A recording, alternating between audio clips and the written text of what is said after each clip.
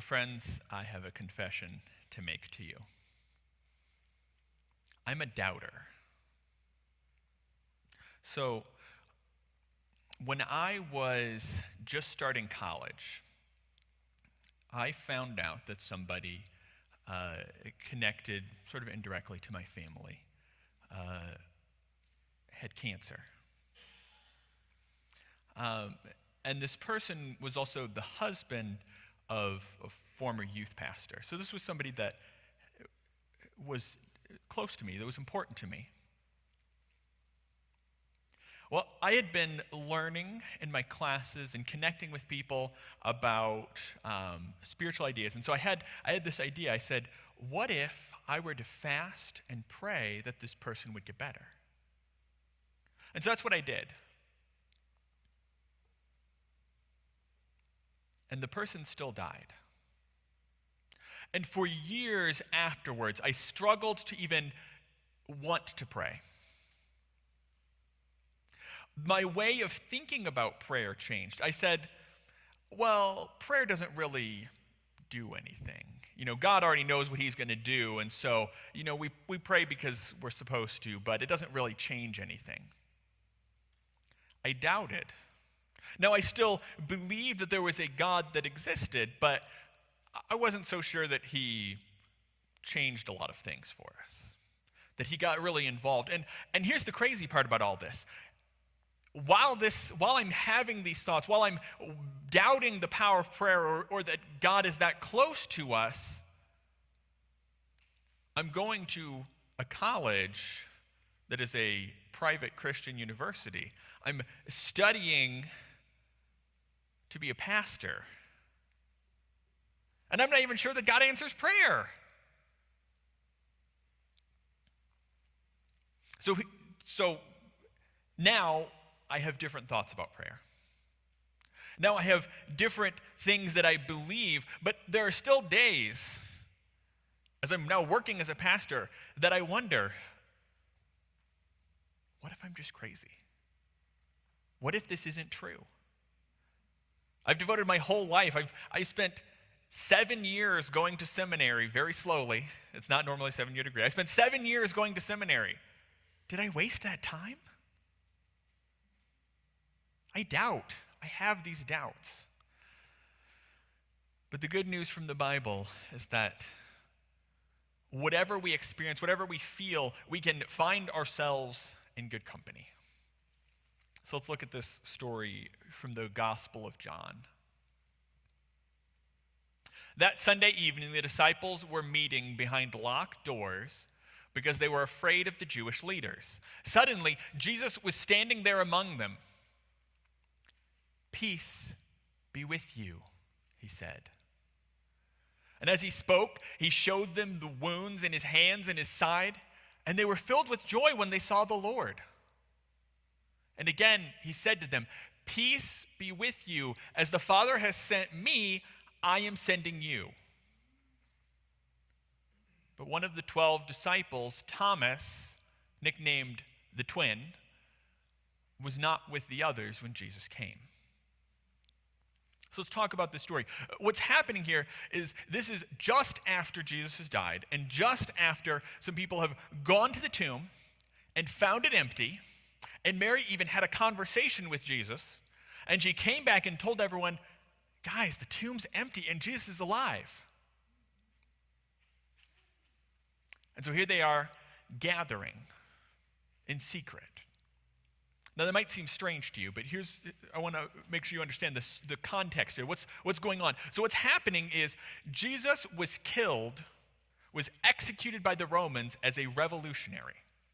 Now, you may have heard that he was crucified with thieves, and the word thief is not the best term to use here. People are not executed in this horrific fashion for stealing things. They weren't thieves so much as robbers or brigands or highwaymen. What I mean by that is they stole things by violently ambushing people on the road and taking them from them. And that is a crime that gets you executed in this way. So these people that Jesus was executed with were very possibly Jewish revolutionaries. See, there were people who didn't like that Rome had this enormous area of control, especially in Israel. There were people who thought, we would like to be our own free, independent nation. And the best way to do that is to chase them off with violence. And we can learn by studying history that there were other groups that formed, that there was this charismatic leader that would come up and people would gather around them and say, this guy is going to lead our revolution. And Rome, more than once, had to violently send an army in and put a stop to these gatherings. And so when Jesus is executed, the understanding is that he was leading a revolution. So all of his disciples now have been following him for 3 years. They've given up their livelihoods. They've left their homes, and they've been walking with him. And now they say, we're going to be executed as revolutionaries, because everyone's going to say, those are the guys that were with him. They probably want to revolt just like he did. And so they meet in secret, and they lock the doors, and they're afraid. And that's when Jesus comes. And he reveals himself to them. But somebody wasn't there. Thomas. We don't know why he wasn't there. But here's something else that will help make sense of this story. You see, we often think of the 12 disciples. There were a lot more than 12 disciples. A lot more. And I can point this out in a few ways. One, if we look at the book of Acts, they replace Judas as one of the apostles. And they set this criteria. They say, in order for someone to replace him, the person has to have been with us, traveling with us, for the entirety of Jesus' ministry. They have to have seen it all. So this means two things. One, that there were people traveling with them who hadn't been there for the entirety of the ministry. That's why they set that criteria. And two, with that criteria, they select two people. Two people. So, think about that. From the available pool, they used that criteria to narrow it down to two. So that means there were, at the very least, 14 people from the very beginning. But we also know from when Paul talks about how Jesus appeared to people, he appears sequentially to more people. At one point, to over 500 people at one time. Now, those may not all have been the people following them, but all this to say, they had a lot of people. It wasn't just 12. There were a lot of them. And so it's understandable that when they are gathering, that not all of them are going to fit in this one room of this house. Also, this whole thing had become really disorganized and chaotic. You see, we learned from another story that a few of the disciples that had been following Jesus said, well, he's dead. I guess this whole thing's over. And they left town. They walked off to another place because they were heading home. They said, I guess we're done. There's no need to stay around. So it wasn't like this was the official Jesus followers meeting that was going on here. This was some people who had just spent the last 3 years of their life, had no idea what they were going to do next, had no idea if they were going to be chased down and caught and executed as revolutionaries, and they're hiding in secret saying, guys, what do we do now? I don't know. I'm scared. And so Thomas wasn't there. But let's see what happens next.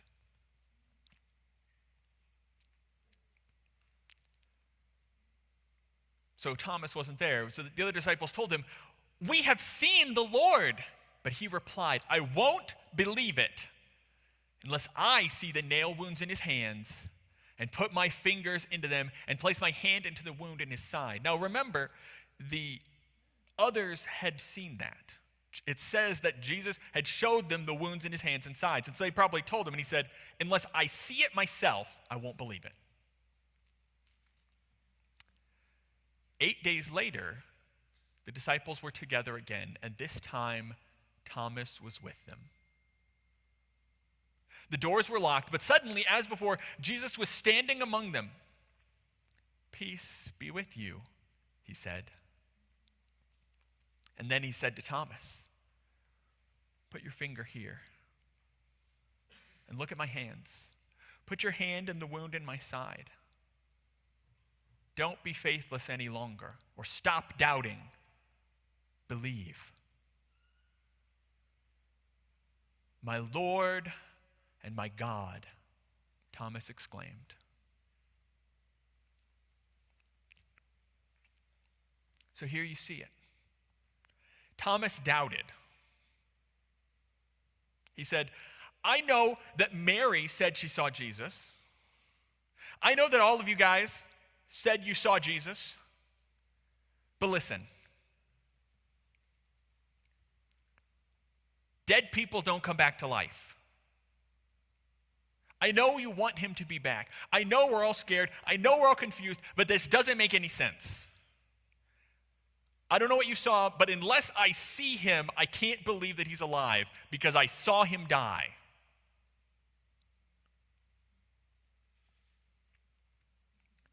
And yet, when they gather again 8 days later, there's Thomas. He didn't believe, but he was still with them. He said, you believe this, I believe that. But we're still on the same team. We're still friends. We still spent the last 3 years of our lives together. I think that counts for something. And so he was with them. And it was in that community that Jesus reveals himself, that Thomas gets to see the truth, that Jesus is alive. So I don't know where you guys are today. I suspect some of you are like me, that you've grown up in the church, that most days you'd say, I believe this, but you have questions, things that you aren't sure about. Maybe there are things that you want to believe about God, but you just say, I don't know if I can believe that. Or you have some days that you just wake up and you say, oh man, what am I doing with my life? This just doesn't, this seems crazy. Some of you probably didn't grow up in church, but you're here now. And maybe you're here because you do believe, but like those of us who grew up in church, you also have your days where you're not so sure. Or you have those questions that just you haven't gotten a satisfying answer to. Maybe you're here because someone told you to be here. You kind of don't have a choice. And you're not really sure that you buy into this stuff. But you were told to come, and here you are. Maybe some of you are here because you got stuff going on in your life. And you remember people told you about God, and maybe you grew up in church, but you kind of left, or maybe you had a grandmother or a grandfather or an aunt, an uncle, a best friend who went to church, and you said, man, my life is just, it's not where I thought I'd be. I guess maybe I'll check out this church thing. And maybe some of you are here just to see what happens. Wherever you are, here is what I want to tell you. You are welcome here. You are welcome here. You don't have to agree with me. You don't have to think the same things I do. Whether that's what we'll call basic questions of the faith, the basic ideas that we believe, like, is there a God? If you think differently than me about whether there's a God, you're still welcome here. If you think differently than me about what it means to pray, about who God is, you say, sure, there's a God, but I don't think he's like you do. You're welcome here. If you have doubts, those days where you're just not sure that you're not crazy, you're welcome here. If you have big questions that you think, if I told somebody else, if I told somebody in the church about this, they would wonder if I'm saved. You and your questions are welcome here. you are welcome here. Whatever you believe. Just like Thomas, he was a part of that community before he believed what they believed.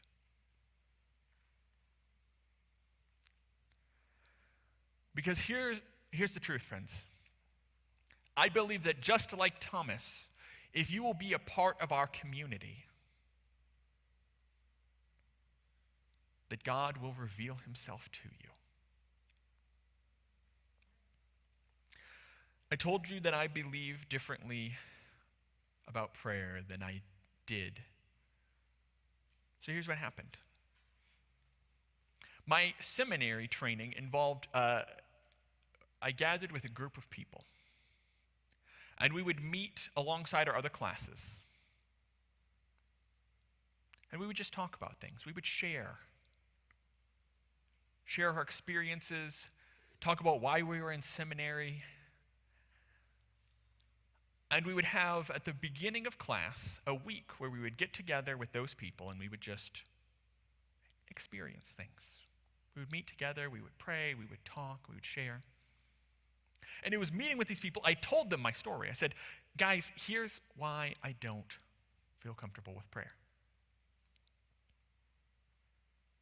But we met together, and it was while we were meeting, while we were sharing, that I met God, that he showed himself to me in a new way. My wife, for years, has told me about her experience that when God talks to her, she hears it like an audible voice. And it was when meeting with these people, for the very first time, I heard that too. For years, I had said, well, God speaks to people, but he'll do it in this way or that way, but I've never heard his voice. And now I have. It was during my seminary training that I went to Cuba. And I met with other believers who prayed very differently than I did. In fact, they meet every Monday night from 12 in the morning until 7 in the morning on Tuesday to pray. I can't even imagine praying for 7 hours. But they do this every week. And when people are sick or hurting, they'll gather around and they'll pray for them. And when we went to visit with them, they wanted us to come and pray for the people too. And I saw some things I never had ever seen before. In the community. So this is what I'm saying. When you gather, when you're with people, God reveals himself. And so that's why I tell you that you belong. That's why I tell you that you are welcome here. Because I want you to come. I believe that God will show himself to you if you will meet with us.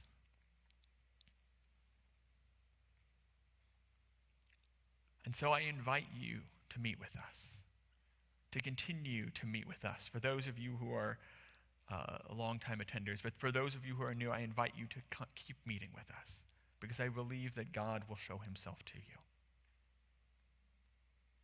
And so as the worship team comes to sing this last song, I want to pray for you. I want to pray for all of you and for those of you who are at home watching with us. Holy God, will you reveal yourself to us? We have our doubts, we have our questions. Like Thomas, we just aren't sure that we can believe what we've heard. Truth be told, it just sounds a little crazy sometimes. So God, will you reveal yourself to us so that we can stop doubting and believe?